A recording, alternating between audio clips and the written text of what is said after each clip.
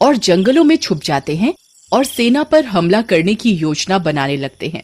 कुछ ही दिनों में गांव वालों को उन आतंकवादियों के बारे में पता चल जाता है, लेकिन वे आतंकवादी उन्हें बंदूक दिखाकर डरा देते हैं और उनके बच्चों को जान से मारने की धमकी देकर उनका मुंह बंद करवा देते हैं।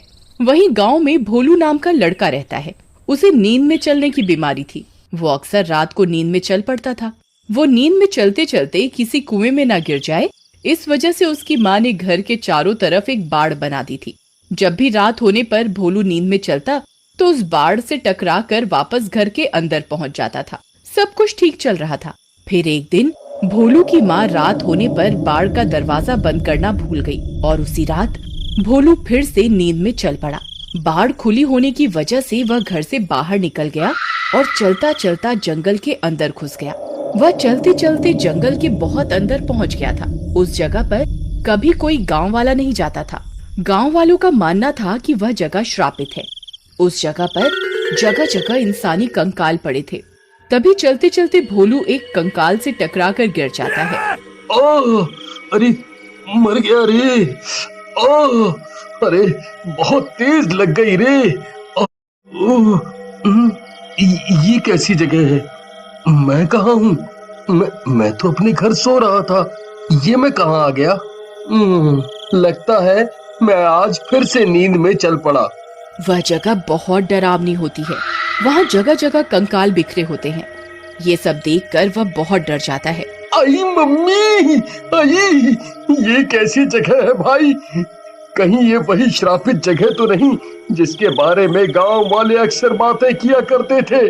तभी उसे एहसास होता है कि सामने बनी झोपड़ी से कोई उसकी तरफ देख रहा है। वहाँ बहुत अंधेरा होता है। उसे सिर्फ दो चमकती हुई आंखें दिखाई देती हैं। अरे मर गए रे, ये क्या चीज है भाई? ये आंखें इतना चमक कैसे सकती है भाई? अरे मम्मी, ये मैं कहाँ फंस गया? अरे मम्मी।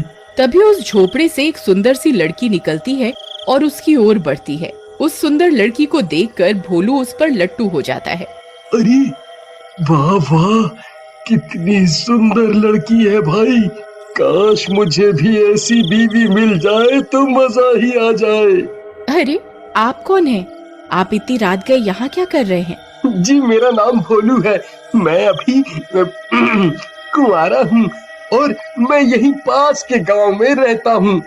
मुझे यूं रात गए टहलना अच्छा लगता है, इसलिए ऐसे ही टहलते टहलते यहाँ आ गया।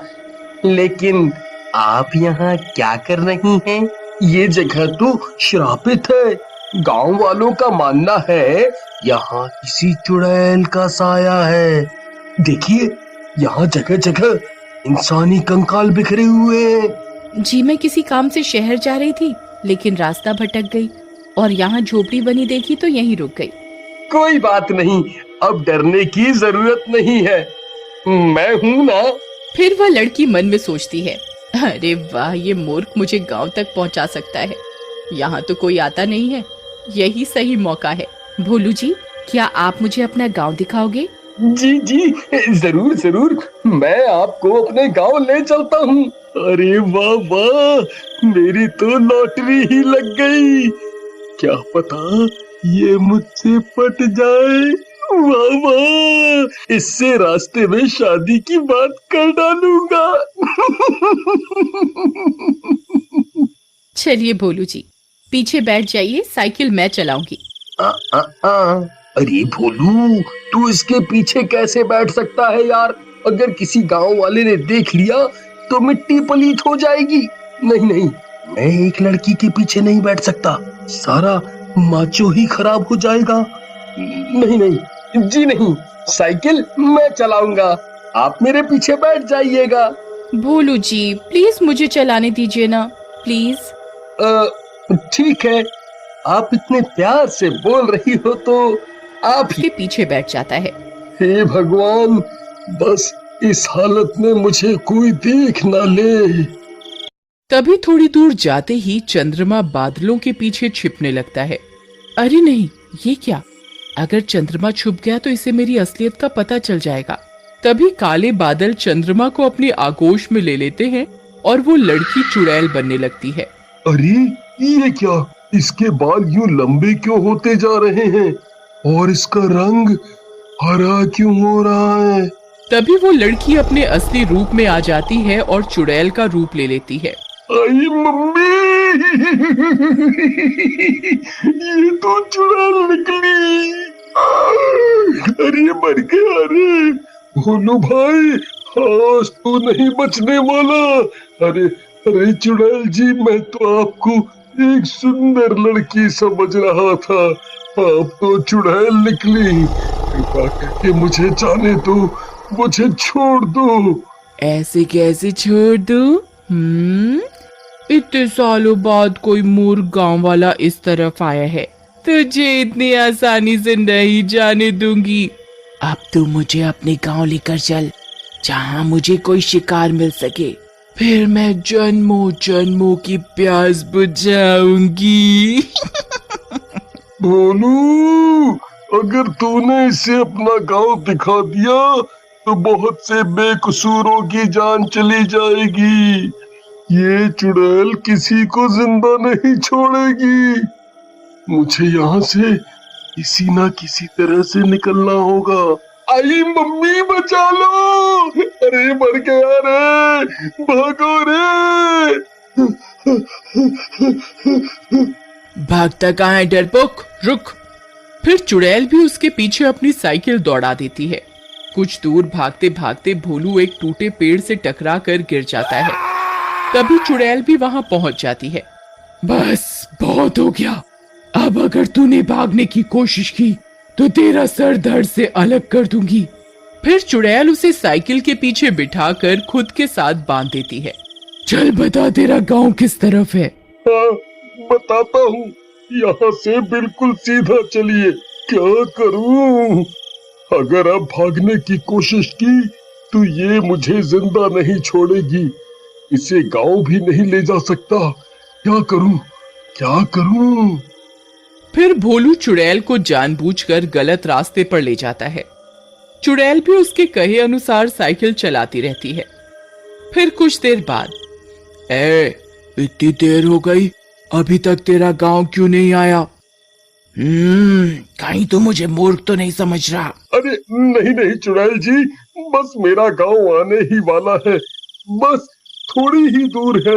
अरे यार, अब क्या करूं? इसे कहाँ लेकर जाऊं, कहाँ लेकर जाऊं? हाँ, एक काम करता हूँ।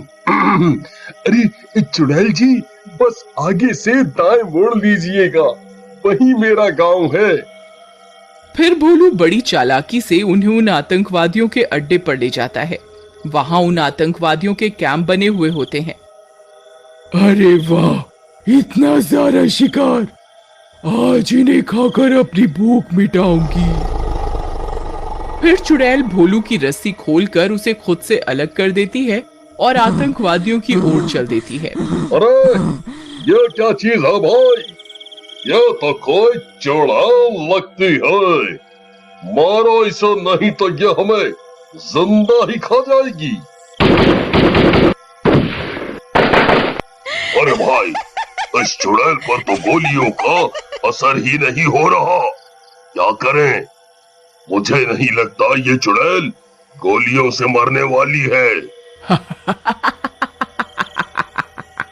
मूर्ख इंसानों, तुम्हें क्या लगता है तुम इस खिलौने से मुझे मार दोगे?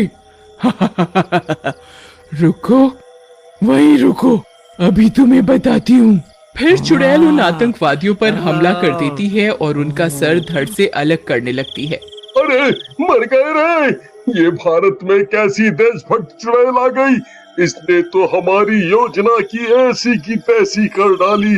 अरे मर गया रे। फिर देखते ही देखते वह चुड़ैल सब आतंकवादियों के सर को उनके धड़ से अलग कर देती है। अरे वाह, एक तीर से दो निशाने।